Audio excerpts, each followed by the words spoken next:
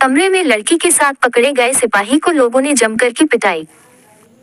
पूरा मामला दरभंगा जिला के मनीगाछी थाना क्षेत्र में एक लड़की के साथ अश्लील स्थिति में पकड़े गए बाजितपुर थाना के सिपाही राजू कुमार के लोगों ने जमकर पिटाई कर दी है। लोगों ने सिपाही की बेरहमी से पिटाई के बाद घटना का वीडियो बनाकर सोशल मीडिया पर वायरल कर दिया। वायरल वीडियो में देखा गया कि एक कमरे में कुछ युवक दरवाजे को तोड़ते हुए घुसे। इसके बाद सिपाही और लड़की के साथ गली गलौज करने लगे। सिपाही ने रोकने की कोशिश की तो मारपीट करने लगे। लड़की छोड़ देने की गुहार लगाती रही लेकिन किसी ने एक न सुनी।